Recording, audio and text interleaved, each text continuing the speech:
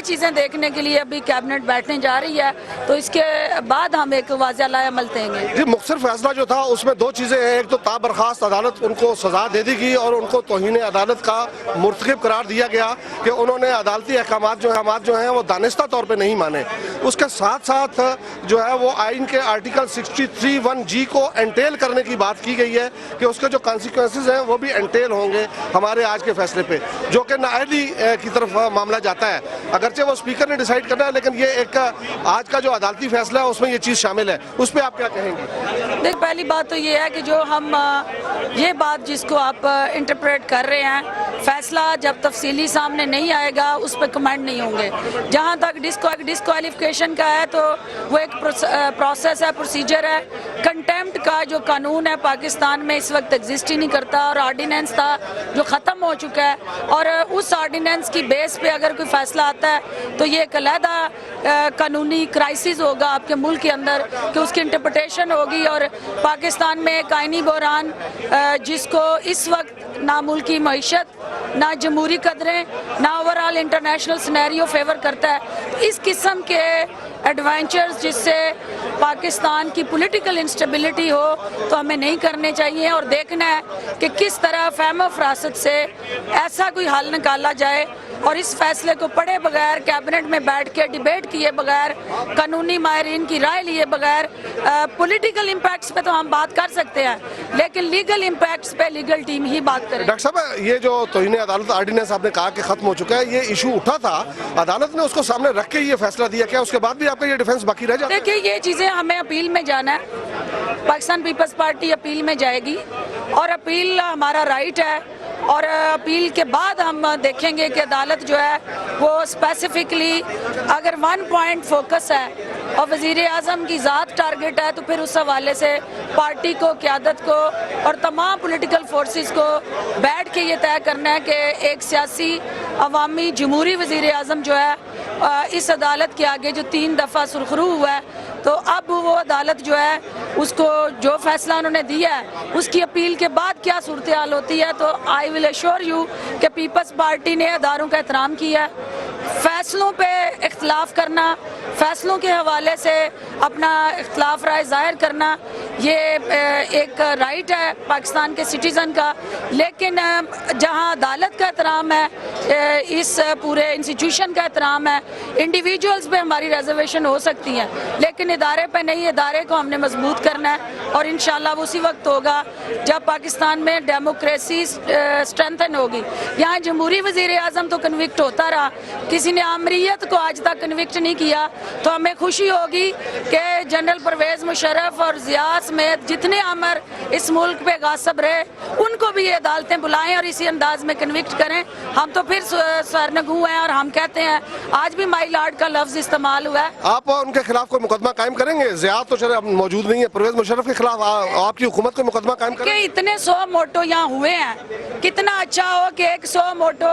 یہاں ان باقیات پہ بھی لیا جائے، اور جنہوں نے آئین اور قانون کی دھجیاں بکھیری تھی ان کو بھی 100 موٹو والے کوئی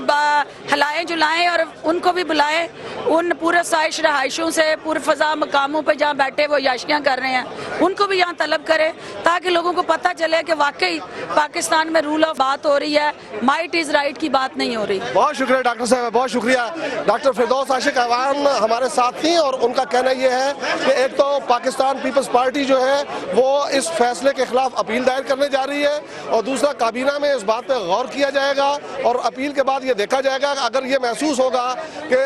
صرف وزیر اعظم کی ذات ہدف ہے تو پھر مختلف لائحہ عمل طے کیا جائے گا، اور اس بارے میں اتحادی جماعتوں کو بھی ساتھ لے کے چلا جائے گا۔ جی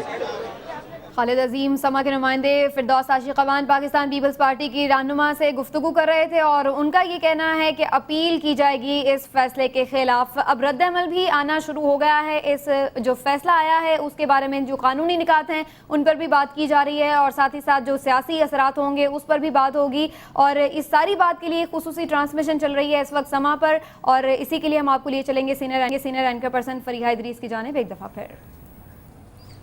بڑی اہم بات کی آپ نے ابھی. یہی بات ہم ڈسکس تھی کہ اس فیصلے کے بلکہ اس کیس کے شروع سے دو پیرالل طریقے سے یہ چل رہا ہے, ایک سیاسی اور ایک قانونی, اور یہ دونوں انتہائی اہم ہیں. فردوس عاشق اخوان جو کہ فارمر انفارمیشن منسٹر بھی رہ چکی ہیں, ابھی ان کے مطابق نظر ثانی کی اپیل میں جائیں گے. ساتھ ہی ساتھ فردوس عاشق اخوان نے بہت ساری اہم باتیں کی, کہہ بھی دیں اور نہیں بھی کی. انہوں نے یہ بھی کہا کہ ہمیں انڈیویجول سے شکایت ہو سکتی ہے, ہم اداروں کو مضبوط کریں گے, مگر ساتھ ہی ساتھ انہوں نے دوبارہ شکوہ ضرور کیا جو کہ مسلسل پاکستان پیپلز پارٹی عدالت کے ساتھ شکوہ کسی نہ کسی طریقے سے کرتی چلی آ رہی ہے. یہاں تک کہ بلاول بھٹو کی حالیہ سپیچ میں تو انہوں نے کوئی لگی لپٹی نہیں رکھی اور کھل کر ہی جو شکوے شکایات تھے وہ کر دیے. تو پھر پاکستان پیپلز پارٹی کا اس وقت موقف کیا ہوگا, یہ انتہائی اہمیت کے حامل ہے. میرے ساتھ اس وقت جسٹس شائق عثمانی موجود ہیں. السلام علیکم جسٹس صاحب. جو اہم بات ہے آج کے فیصلے میں, اس کے بارے میں اب سوال وزیر اعظم کے مستقبل کا ہے, کیا وہ ڈسکوالیفائی ہو سکتے ہیں آج کے فیصلے کے بعد؟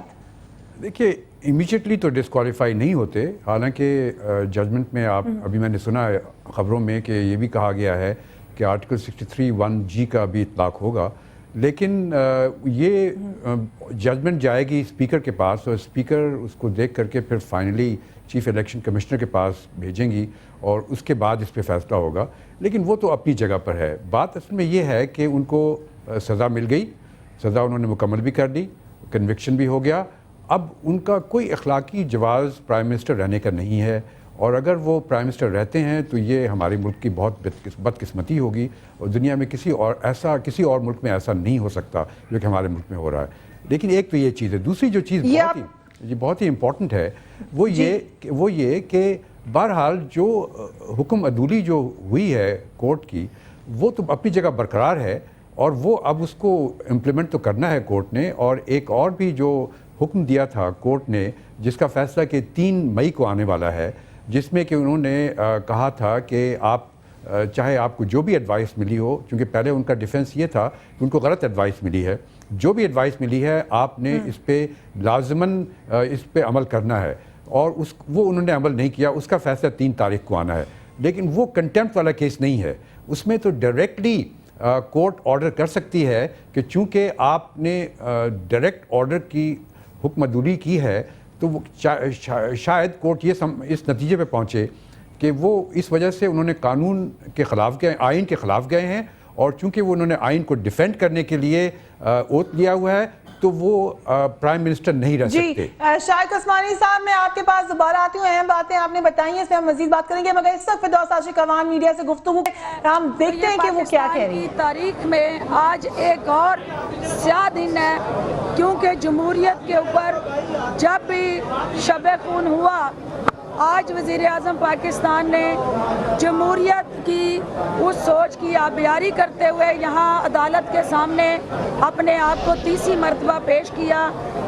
لیکن دیکھنا یہ ہے کہ آئین کا محافظ اس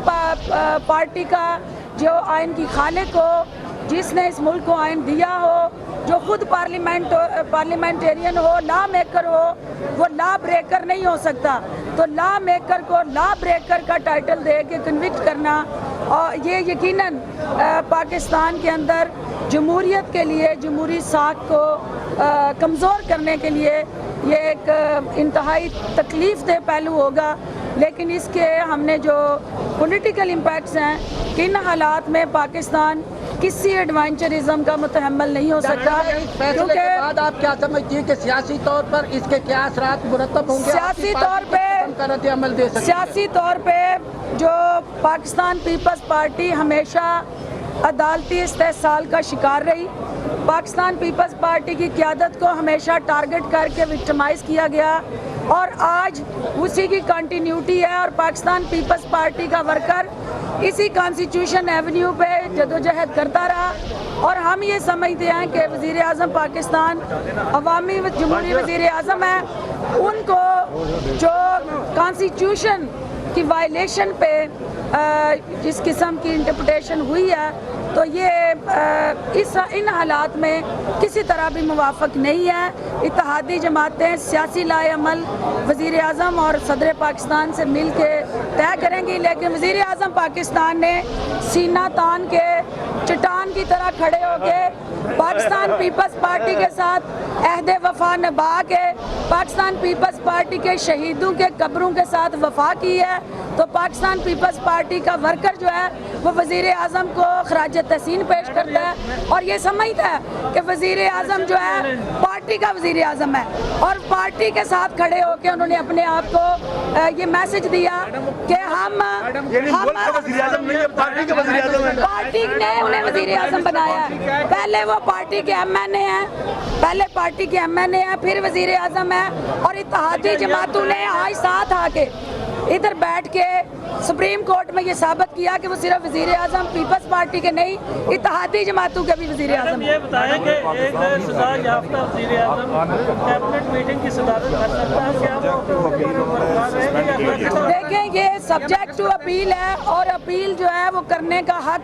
हर पाकिस्तानी शहरी को है, और पाकिस्तान पीपल्स पार्टी की क़यादत इस हवाले से फौरी फैसला करके अपील करने जा रही है, और हमें यकीन है कि अपील में ये सज़ा सस्पेंड हो जाएगी। फैसले के खिलाफ आप अपील कर रहे हैं? बिल्कुल कर रहे हैं जी, और अभी कैबिनेट मीटिंग में उस पर लीगल और पॉलिटिकल इम्पैक्ट डिस्कस कर रहे हैं।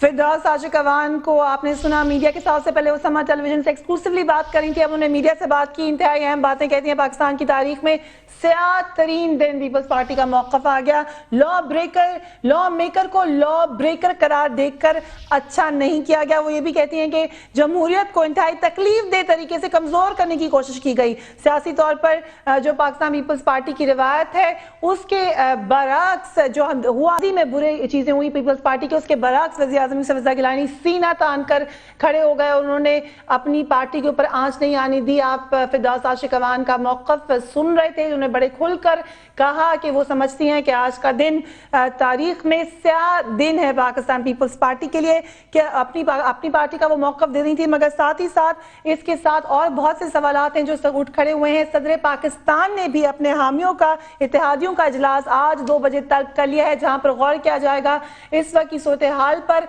और सूरत हाल ये है कि वज़ीर आज़म Pakistan has been found guilty, और इसकी सज़ा भी उनको हो चुकी है, वो अपनी सज़ा भुगत चुके हैं। शाइक उस्मानी साहब हमारी इस ब्रेक से पहले जिसमें हम फिरदौस आशिक अवान के पास गए, एक इंतहाई अहम बात कर रहे थे उन्होंने, आरिफ निज़ामी साहब भी हमारे साथ मौजूद है, मगर शाइक उस्मानी साहब बहुत अहम बात इस हवाले से कर रहे थे कि जो भी सज़ा का लीगल इम्प्लीकेशन हो, मॉरल इम्प्लीकेशन ये है कि वज़ीर आज़म को खुद ही रिज़ाइन कर देना चाहिए। आप क्या समझते हैं निज़ामी साहब? कायद अनवर साहब भी ये बात कह चुके हैं कि महज़ब मुआशरों में तो जब प्रोसिक्यूशन का आगाज होता है उसी वक्त लोग रिजाइन कर देते हैं, तो फिर क्या वज़ीर आज़म को रिजाइन करना चाहिए?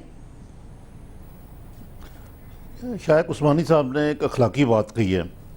कानूनी तौर पे तो मेरा नहीं ख्याल कि उनके ऊपर कोई पाबंदी है कि वो रिज़ाइन करें, और सियासी तौर पे वो तो हम इखलाकी बजाय नुकसान के फ़ायदा उठाने की कोशिश करेंगे, और जब तक कि ये अपील और जो बाकी लीगल जो मामलात हैं अपने लॉजिकल कंक्लूजन तक नहीं पहुंचते, वो क्यों कर रिज़ाइन करेंगे? उनको किसी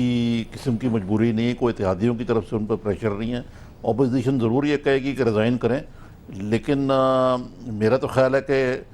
कानूनी तौर पे भी उन पर कोई पाबंदी नहीं कि वो रिज़ाइन करें। ये तो एक प्रोसेस है जिसके साथ चलेंगे, और फिर एक बुनियादी नुक्ता ये है कि पाकिस्तान मुस्लिम लीग नून का अखलाकियात का तल्लुक कभी भी नहीं रहा।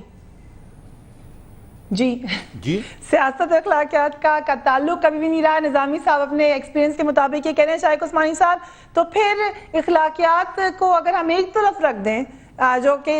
निज़ामी साहब के मुताबिक पाकिस्तान में अनफॉर्चुनेटली यही रवायत रही है, कानूनी तौर पर अब वज़ीर आज़म तो नहीं है बाउंड के वो रिज़ाइन करें, तो आगे क्या होगा? देखिए, मैं इससे ब्रेक से पहले जिससे आपसे मैं कह रहा था, फिरदौस आशिक अवान साहिबा के आने से पहले मैं आप ये कह रहा था कि देखिए अभी तो 3 तारीख को एक फ़ैसला आना है, और 3 तारीख को जो फ़ैसला है वो बिल्कुल इससे मुख्तलिफ होगा। वो इस वजह से चूँकि उसमें कंटेम्प्ट की बात नहीं होगी, उसमें तो सिर्फ ये कि कानून जो कोर्ट ने हुक्म दिया उसकी उन्होंने हुक्म अदूली की, और इस वजह से कोर्ट ये